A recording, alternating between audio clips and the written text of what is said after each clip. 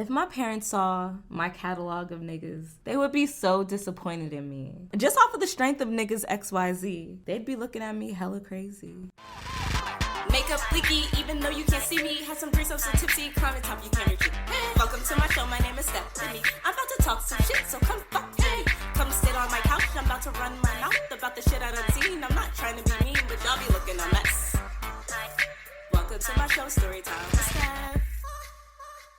Thank you for tuning in to another episode of Storytime with Steph. I'm your host, comedian, model, and Juris Doctor, Steph. You could call me Gangsta Spice. Whatever you call me, just make sure that you add the JD at the end. The title of this episode is Oh Man, Part 1. I have a poppin' ass episode for you because we talking about my favorite topic, men. You ever date someone and you're just like, I'm not about to do this no more. But then that shit happen like back to back to back. Like how many times do you have to hit me up before it becomes harassment? How many times must I block you? I just be looking at these text messages, DMs, whatevers, and just... my nigga, what kind of girls are you used to? And see, I move different now. It's just, and we in a whole panini. We still in this panini. And I'm just like, what? Let me rewind because I need to give y'all the full backstory before I just start plugging all of these facts into the situation. The Gangsta Spice quote of this episode is, till someone shows you consistency, date them all. Really, that's the approach I was taking with everything in life. I'm gonna try this, I'm gonna try that, I'm gonna try this, I'm gonna try that. Now that I'm grown, I realize that I want it all. So that means I want the boyfriend, the main, and some sides. Like, what? Okay, so the boyfriend is someone that, you know, I'm texting daily. The main is someone that I'm seeing outside in these streets with. And then my side, you know, just comes over. I mean, y'all taught me, so I learned from the best. When I was out here in these streets, like, I was just making sure I had a dude for every little position. Had my boyfriend, nigga X, had my main, nigga Y, and then I had my side, nigga Z. Shaking my head. The last letters of the alphabet because they the last of the niggas, okay? Because after that, I was just like, that's it. I'm good. I don't need this kind of stress. So let's start with niggas X and Y because I was talking to them at the same time. We gonna talk about how these niggas, they don't be knowing their positions and they be mad at me because like, what? I don't know. I was out in the club and then me and this bouncer, like we was connecting, talking. It was just vibes and I was just like, oh, like, I like this. You know, one thing led to another. We bagged each other and then we just kept talking. And since the club wasn't that far away from my spot, like I frequent the club whenever I was done with classes and like I didn't have to study right after. I'd be like, okay, let me drop my books off. And nigga X, like he took care of me and my girls. Like we never had to pay for anything. We never had to wait for anything. He had me. He had us. That's how boyfriends are supposed to be. I shouldn't be paying for anything. He was everything for me. Unbreakable ass bond inside that club. But like still not wifing because like what? Come on. It was never no like, oh, let's hang out outside. Well, he tried. Wait till the next episode for that. And then while I was out here in the club chilling with nigga X, you know, I still was like walking around because it's the club. So I'm still gonna make my rounds, just say what's up. And then when I was saying what's up to the people in the club, I met up with nigga Y. So we know each other. We've been friends, I guess. Yeah, we've been cool. Like we followed each other on Instagram like a year ago. So like, you know, he be following, he be liking, he be watching, and you know, he been following, watching, liking, and we used to see each other in these streets like just often, just being DC got like 5 places that really pop for real. So you know, after a while you keep going to the same places, you keep seeing the same faces. Fast forward, me and my boyfriend, we never followed each other on Instagram. But like, so it's not like not serious. Oh, and the reason why it's not that serious too is because he lives and he told me, he was just like, oh yeah, I live over there by Hyattsville. Like, where's that at? Okay. And then he told me he had kids. I was just like, plural? It's like a boy and a girl. I was just like, oh my God. He's the type of motherfucker that send selfies. You know, if I'm feeling cute, like I'll post a picture on Instagram. He sent a selfie every morning. Good morning, selfie. You know, luckily we didn't follow each other on Instagram, so I just sent him the pictures that I posted on Instagram. Anyway, and I only kissed him, but it was such a magical kiss. So my boyfriend was my boyfriend. He was cool. It was vibes. It was nothing serious because, like, what? He got kids and he lives in Hyattsville. Like, so nigga Y made the most sense to me. Like, we around the same age. We be out here in these streets. So, like, it made sense. And, like, he already knew some of my people and some of my people already knew him and his people. Oh my God, my girlfriend. I remember after our first date, she was just like, sis, don't do it. Them niggas are trash. All of them are trash. Everybody that graduated from that university is trash. I was just like, no. You think so?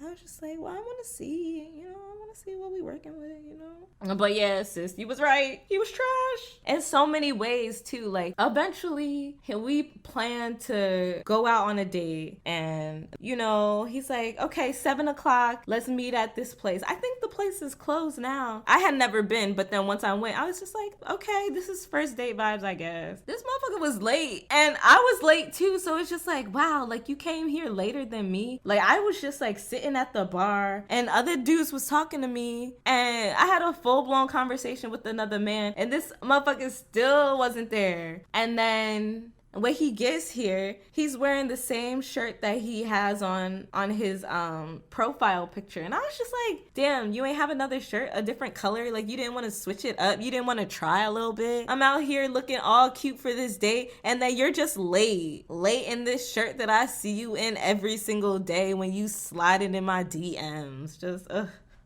But whatever, some people don't have that many shirts, and I guess that's really shallow of me, but, like, just change your profile picture. Another reason why I didn't really fuck with nigga Y is because not only was he late to our first date, and, like, it was alright. Like, the first date was fine, but, like, I got 2 deal breakers for me. Like, I just know it's not gonna work out if you say, oh yeah, this is me. If you say you don't believe in God, I'm just like, okay, well... Who woke you up this morning then? And then I asked him if he voted in 2016 and he said no. And I was just like, oh my God. I'm not going to be rude about it. But like at the end of the day, like you don't believe in anything and you don't stand for shit. So like, what the fuck? What are we doing here? So, like, we turn up in downtown DC, and then it's time to go to his place. And it's just like, oh my God, this nigga lives so fucking far. Like, it's like a 45-minute drive. It feels like forever. I'm just like, oh my God, we in West Bumblefuck, Marlboro, Maryland. We passing all these CVS's, 7-Elevens, dirt roads. Like, are we there yet? But his place was nice. I was just like, okay. Better have been a house. We out here driving for miles and hours and shit. And I like that. I like niggas with houses. I like niggas with cars so that, they could drive me to their house. So that's what happened. We talking, we vibing, we put the music on, and then things are getting lukewarm. And then I'm like, you got a condom? And then he hit me with the, let me check. Let me check?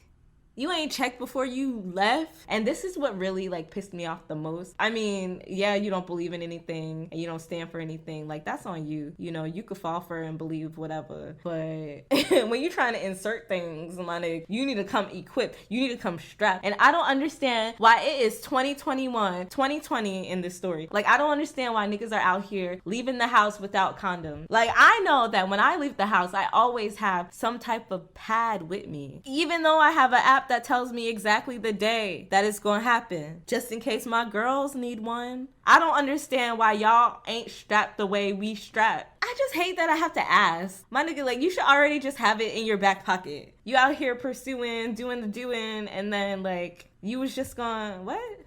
Ugh. He hops up and, like, looks around. He leaves the room, and I'm just like, bitch, get dressed. I start to get dressed, and then he came back with nothing. And I'm just like, you saw us drive past all them CVS's, 7-Elevens, Walgreens, and all them motherfucking places. You still bring me home. What you thought this was? See, niggas really be out here trying to trap. And then my ain't shit ass be like, oh, so you just be hitting everybody raw, huh? Now I'm fully dressed and, I have my coat on. I'm just like, so we gonna go to CVS or you gonna take me home? At this point, we go to 7-Eleven. And to be honest, yes, I had a Magnum in my bag, but I wasn't sure if he was a Magnum nigga, okay? Like, why aren't you ready?